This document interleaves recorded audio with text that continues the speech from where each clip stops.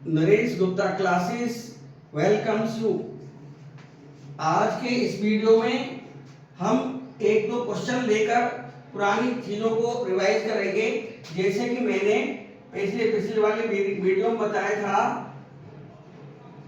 Range के बारे में बताया था। रेंज -π/2 से π/2 आई थी साइन इनवर्स की, 0 से पाई आई थी कॉस इनवर्स की, -π/2 से π/2 स्मॉल ब्रैकेट में ये टेन इनवर्स की रेंज आई थी, माइनस ये 0 से पाई हमारी कॉट इनवर्स की रेंज आई थी, और माइनस ये 0 से पाई, 0 से पाई बड़ा ब्रैकेट आएगा, और माइनस का π/2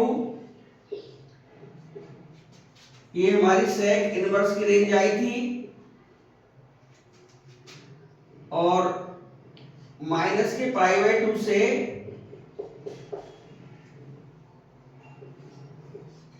माइनस का 0 ये रेंज हमारी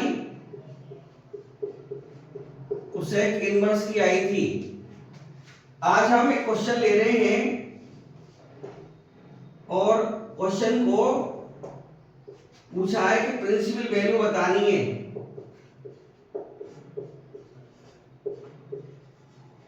प्रिंसिपल वैल्यू मान लीजिए हमने साइन इनवर्स 1/√2 नेगेटिव में ले लिया, तो हम क्या काम करेंगे, इसको सॉल्यूशन देंगे।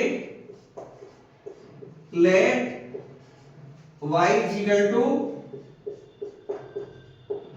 Sign inverse -1/√2। अब हम इसको लिख लेंगे साइन y इक्वल टू -1/√2, जो कि इनवर्स का सादा में कन्वर्ट हो जाएगा साइन y इक्वल टू 1/√2। अब हम इसकी जो वैल्यू डालेंगे वो वैल्यू डाल देंगे sine y equal to minus, ये साइन में लिखना पड़ेगा और ये साइन π/4 होता है। अब यहां से यदि हम अष्टक का प्रयोग करें तो अष्टक में साइन नेगेटिव पड़ेगा थर्ड और फोर्थ क्वाड्रेंट में, लेकिन हमारी जो रेंज है साइन इनवर्स की -π/2 से +π/2 है, और ये π/4 यदि -π/4 हो जाए तो इस वाले रेंज में आ जाएगा। इसलिए हमको इसको क्लॉकवाइज घुमाना पड़ेगा। -π/4 फोर्थ क्वाड्रेंट में नेगेटिव होता है। हम इसको लिख सकते हैं sine y is equal to sine -π/4। तो यहां से जो हमारी y की वैल्यू निकल कर आएगी वो y की वैल्यू आई निकल कर माइनस का π/4, और ये बिलोंग करता है -π/2 से π/2 में। तो y की वैल्यू लौटा देंगे। y हमारा था साइन इनवर्स -1/√2। तो यहां से therefore sine inverse -1/√2 is equal to आया माइनस का π/4, जो कि हमारा फाइनल प्रिंसिपल वैल्यू है।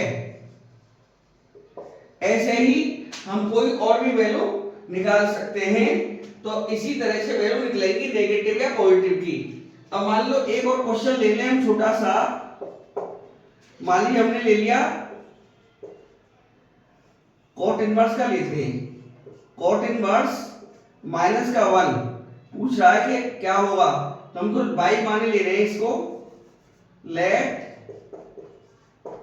y equal to cot inverse -1। तो यहां से कॉट y ट्रिग्नोमेट्रिक फंक्शन बना लिया, तो माइनस का 1 आएगा।